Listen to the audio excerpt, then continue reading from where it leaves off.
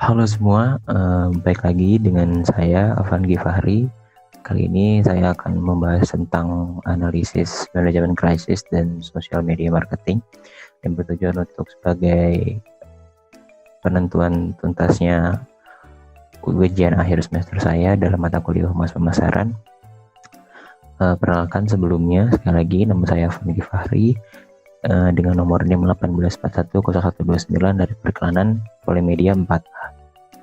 Oke, kali ini langsung saja sebagai mula presentasi tersebut, mari kita bahas. Sebelum itu, terbagi menjadi 4 kategori yang akan saya bahas. Yang pertama adalah tentang pendahuluan, yaitu ada prolog untuk awal semuanya. Lalu ada story mode, itu karena yang akan kita bahas berhubungan dengan dunia entertain dan game. Lalu yang kedua ada kerangka teori. Dan yang ketiga itu ada analisis, ya ada manajemen krisis dan social media marketing. Lalu yang keempat ada saran. Langsung saja. Nah, untuk di prolog pada masa pandemi COVID-19 di Indonesia yang sekarang ini ya, banyak jalan yang bisa ditempuh pemerintah. Salah satu jalan tengahnya yang diambil pemerintah Indonesia adalah menerapkan pembatasan social distancing yang berskala besar atau PSBB seperti itu.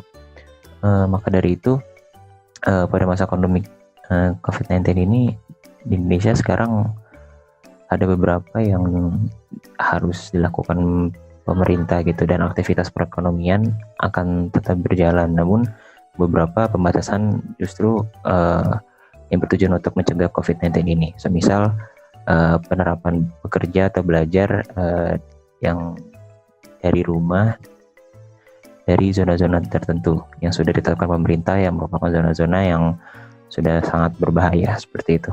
Lalu dengan diterapkannya PSBB ini setidaknya ada 10 sektor ya yang tetap berjalan. Salah satunya adalah sektor entertainment atau media. Sektor ini masih berjalan, namun dengan adanya beberapa pembatasan, salah satunya adalah dengan jaga jarak gitu dan tidak saling sentuhan secara langsung. Tentu hal ini membuat beberapa usaha kesulitan untuk tetap survive gitu, tetap hidup di tengah COVID-19 seperti ini. Nah, seperti yang saya bilang tadi, sektor usaha mengalami penurunan omset dan bahkan mengalami krisis. Hal tersebut harus ditangani oleh perusahaan dengan cepat serta tepat agar perusahaan tetap hadir di tengah masyarakat. Salah satu yang akan kita bahas ini adalah perusahaan entertainment atau media, yaitu The Lazy Monday yang ada di Indonesia. Oke, sebelum itu kita masuk ke story mode ya, atau latar belakang atau profil dari The Lazy Monday ini sendiri. The Lazy Monday ini adalah salah satu channel YouTube yang berkecimpung di bidang serious game review. The Lazy Monday ini muncul di kanal YouTube pada tanggal 24 Februari 2016. Maka dari itu The Lazy Monday ini benar-benar mengulas sebuah game tanpa menampilkan visual dari si ownernya itu sendiri, dan itu berbanding terbalik dengan YouTuber gaming yang ada di Indonesia, yang dimana mereka mereview game itu menampilkan visual mereka gitu, atau membranding diri mereka sendiri gitu. Dan biasanya yang mereka review itu tidak secara detail, tapi berdasarkan experience dari si YouTuber tersebut seperti itu.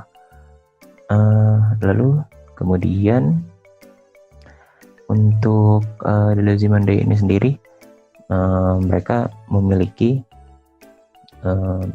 saya mengambil dari 7P karena ini merupakan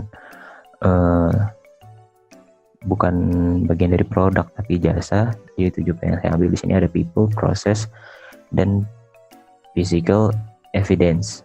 Nah, untuk people ini, untuk pekerja-pekerja yang atau karyawan-karyawan yang bekerja di Lazy Monday ini sendiri memiliki kriteria, yaitu ya harus ramah, nyambung, atau semisal ketika bertukar pikiran atau ibaratnya sama pemikiran lah gitu, kalau diajak ngobrol masih bisa nyambung, sopan, santuy, atau bahasa kerennya santuy, atau bahasa harusnya lebih ke yang santai, kalem gitu, dan skillful dalam artian memiliki skill di bagian software seperti editing atau talk to kamera seperti itu ya, karena berhubungan dengan dunia entertain terutama YouTube dan video, jadi harus memiliki beberapa skill video editing dan talk to kamera seperti yang saya lakukan seperti ini contohnya gitu ya. Lalu ke physical evidence. The Lazy Monday ini memiliki ciri khas berupa kucing berwarna kuning ya, sebagai logonya yang menandakan bahwa dengan dari namanya sendiri The Lazy Monday, yaitu ya biasa itu merupakan sebuah kalimat perumpamaan dari Amerika ya, The Lazy Monday, atau mungkin kita bisa kenapa dinamakan Lazy Monday ya karena berdekatan gitu antara jarak dari hari Minggu ke Senin itu sangat dekat gitu, sementara Senin ke Minggu itu jauh gitu, jadi masih ada vibe holiday gitu, jadi kayak dia mengambil itu ide tersebut dari situ. Dan untuk perusahaan mereka sendiri, mereka bertempat mereka seperti production house gitu, mereka memiliki tempat bekerja ya dalam satu rumah gitu, mereka jadikan kantor seperti itu. Untuk prosesnya sendiri, mereka mendistribusikan konten-konten mereka melalui YouTube dan Instagram. Sebelum itu kita bahas tentang kerangkanya, yaitu ada tahap-tahap krisis ya. Di sini ada 4, yaitu yang pertama ada tahap prodromal, lalu kedua ada tahap akut, lalu ketiga ada tahap kronis, dan yang keempat ada tahap penyembuhan. Gejala sudah tampak tetapi perusahaan tidak mengambil sikap serius, itu yang bisa dikategorikan sebagai tahap prodromal. Lalu yang kedua, apabila perusahaan mencapai tahap ini maka tidak dapat kembali lagi atau tidak bisa melanjutkan usahanya lagi, itu ada di dalam tahap akut atau benar-benar usaha tersebut mati. Lalu yang ketiga itu ada tahap kronis, yang dimana tahap kronis ini merupakan munculnya intervensi pemerintah agar perusahaan segera menetapkan kebijakan. Lalu yang keempat ada tahap penyembuhan, yang dimana perusahaan kembali berbenah dan mengatur cara kerja mereka. Ini untuk gambaran kerangka teorinya berupa tahap-tahap krisis apa saja dan apa pengertiannya. Oke. Selanjutnya ini adalah tentang teori dari social media marketing. Apa itu social media marketing? Social media marketing adalah kegiatan mempromosikan produk atau layanan di platform media sosial menggunakan strategi-strategi tertentu, yang dimana social media sendiri juga punya strateginya tertentu. Seperti itu. Oke. Langsung kita ke fungsi sosial media marketing. Untuk yang pertama, fungsinya adalah melacak konversi dari sosial media, lalu sebagai parameter ya, sebagai tolak ukur, mengevaluasi atau mengukur efektivitas ya, lalu mengukur traffic website-nya seperti itu. Oke. Next. Ya, sebelumnya kita sudah bahas tentang kerangka-kerangkanya, kita sudah bahas tentang mengenai apa itu tahap-tahap krisis dan apa saja, lalu apa itu social media marketing dan apa aja pengertiannya. Lalu selanjutnya kita akan membahas tentang kondisi sebelum krisis ya, yang ada di The Lazy Monday ini sendiri gitu. Untuk kondisi usaha sebelum krisis, mereka seperti yang bisa dilihat di layar, mereka mempunyai 7 karyawan ya, 7 karyawan di luar 2 CEO, founder dan co-foundernya, yang akan kita bahas lebih dalam nanti. Lalu untuk sebelum adanya COVID-19 ini, Lazy Monday itu selalu produktif, memberikan atau menyajikan konten-konten yang informatif seputar game yang terupdate, dikemas dengan pembawaan yang asik dan dengan porsi yang sesuai agar tidak kehilangan esensi dari informatifnya tersebut gitu. Biasanya konten-konten yang mereka upload oleh The Lazy Monday ini terbagi menjadi beberapa segmen yang bisa kalian lihat di layar, yaitu ada The Lazy News ya, berisi tentang berita-berita seputar game-game baru gitu. Lalu yang kedua ada The Lazy Tech, ya di sini membahas tentang seputar teknologi game, PC maupun mobile. Lalu ada The Lazy Review, ya ini digunakan, konten yang digunakan untuk mereview-review game dan perangkat-perangkat keras lainnya seperti laptop dan PC atau personal computer. Lalu ada lazy unboxing ya, ini berupa unboxing atau membuka barang ya, sesi buka-buka barang. Itu biasanya membuka barang yang beralatan seperti gaming itu ya, atau keyboard, mouse, headphone, dan lain sebagainya. Lalu ada lazy talk. Nah, lazy talk ini biasanya lebih santai gitu. Biasanya mereka ngobrol dengan narasumber mereka seputar game gitu, dan perkembangannya, minta pendapat, saling bertukar pikiran lah, seperti itu. Lalu di lazy build. Nah, di lazy build ini mereka mencoba untuk membangun atau merakit sebuah personal komputer ya, dan dengan budgeting tertentu atau level-level tertentu yang bisa menjadi inspirasi bagi para penontonnya, seperti itu. Dan masih banyak lagi tentunya konten-kontennya, terutama juga untuk konten gaming seperti ini mereka sudah berhasil bekerja sama dengan beberapa sponsor, yaitu ada series Asus ROG, lalu ada series Asus yang biasa, lalu ada Silverstone, lalu ada Razer, lalu ada AMD Ryzen, yang dimana sponsor-sponsor mereka ini yang bergelut di bidang gaming, seperti itu. Lalu selanjutnya kita masuk ke bagian selanjutnya, yaitu untuk subscribers dan followers ya. Untuk subscriber, kalian bisa langsung cek di channel YouTube-nya The Lazy Monday. Dari tahun sampai sekarang mereka sudah mempunyai 320.000 subscriber ya. Dan saya juga ikutan subscribe karena saya menyukai channel ini gitu, dan terinspirasi untuk menjadikan ini sebagai bahan tugas saya. Lalu yang kedua, bisa dilihat dari followers di Instagram ya, sekitar 54 juta sampai 300 ya, sekitar 54 sekian lah ya, seperti itu. Dan The Lazy Monday ini juga sering diundang gitu ya untuk meliput acara-acara launching game-game besar AAA. Untuk kalian yang belum tahu apa itu AAA, kalian bisa searching ya di Google. Lalu di luar negeri secara official gitu ya, mereka datang diundang gitu dari PlayStation, Xbox maupun Nintendo dan lain-lainnya, dengan total karyawan mereka yang sudah saya bilang tadi 7 dan 2 CEO dan co-founder, seperti itu. Oke, langsung saja next. Nah, untuk kondisi tadi yang kita bahas adalah kondisi saat sebelum masa pandemik ini ya. Lalu bagaimana kondisi perusahaan mereka gitu setelah krisis seperti ini gitu. Pada masa pandemi COVID-19 ini, pemerintah kan sudah melakukan physical distancing untuk semua sektor ya, terutama ya sektor dunia entertain ini.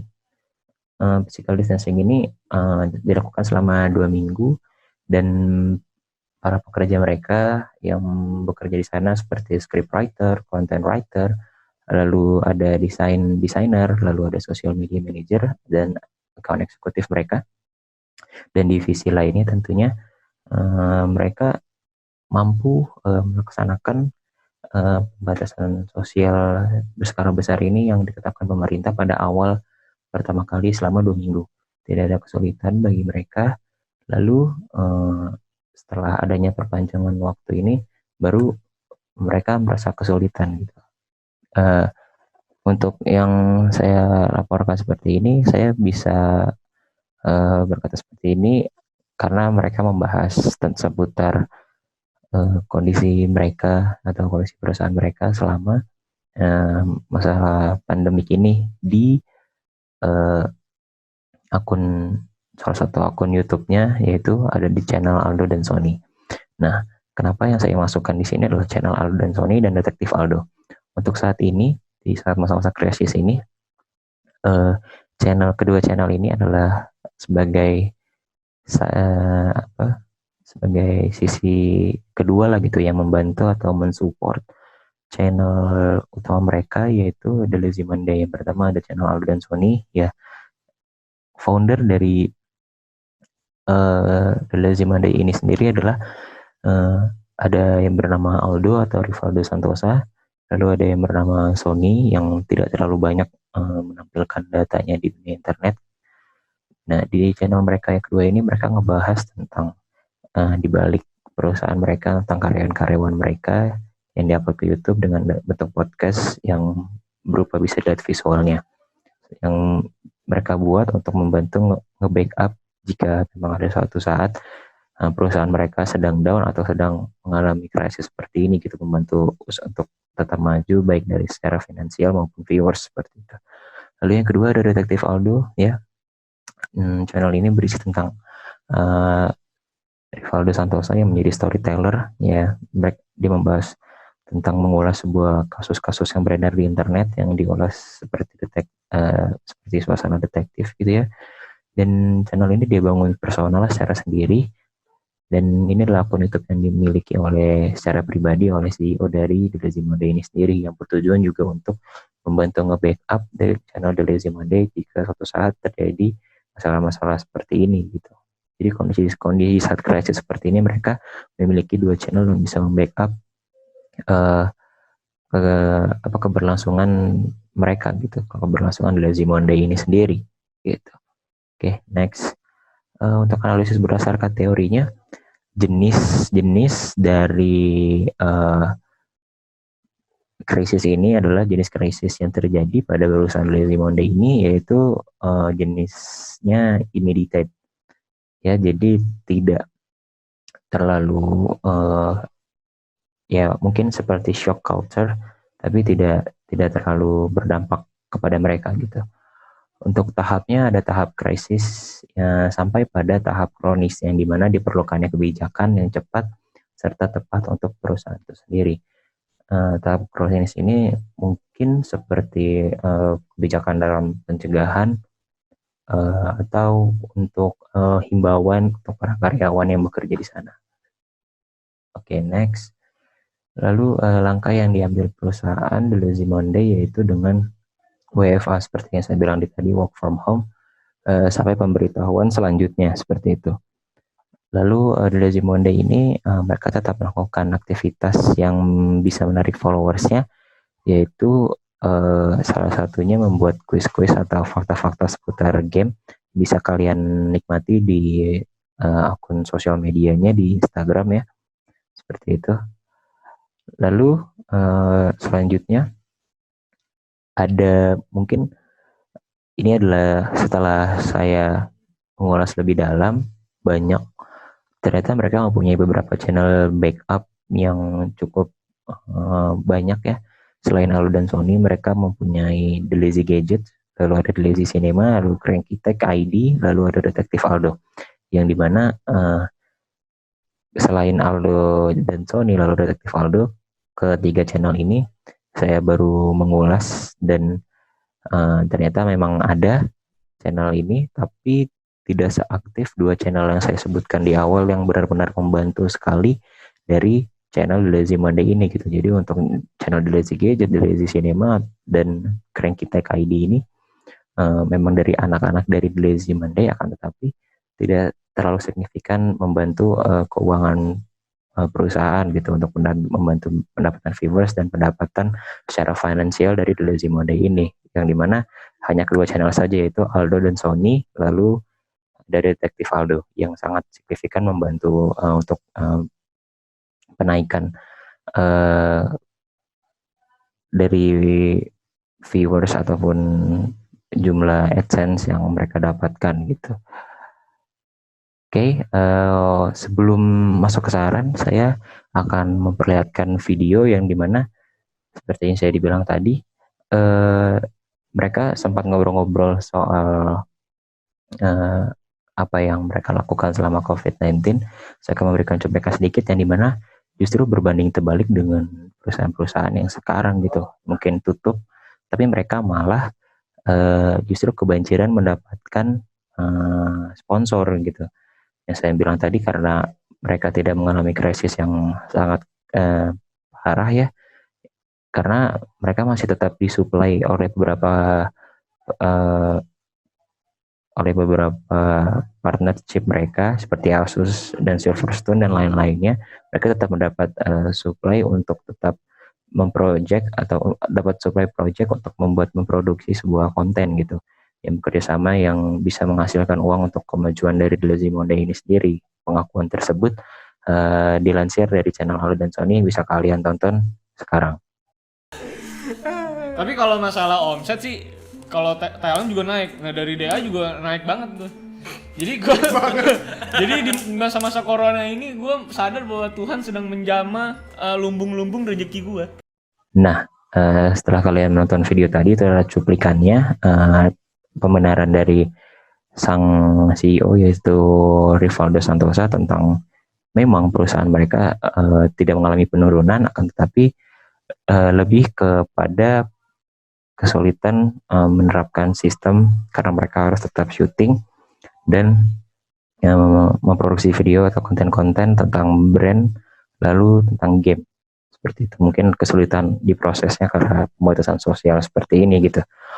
Nah, saran dari saya adalah mengenai konten pada sosial media harus tetap berjalan ya. Mungkin kalian bisa lihat di sosial medianya di @lazymonday mungkin hanya berisi tentang fakta-fakta game, atau mungkin saran dari saya bisa dibikin formula baru gitu ya, diadakannya kuis atau Q&A mengenai game dan segala macam, atau dibuat forum bersama di YouTube dengan live streaming seperti itu mungkin ya, untuk menghibur, karena hiburan untuk saat ini di masa-masa pandemik ya hanya internet gitu, YouTube dan segala macam di media video seperti itu. Mungkin bisa dibuat lebih interaktif lagi ya antara The Lazy Mode ini dan para penontonnya seperti itu.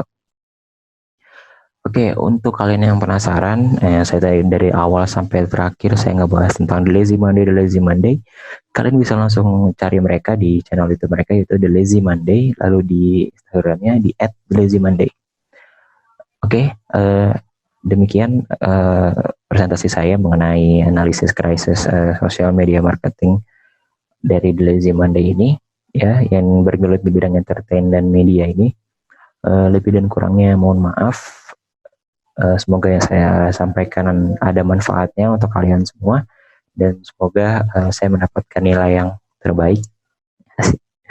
Ya sudah, kalau begitu itu saja dari saya. Lebih dan kurangnya mohon maaf, and till next.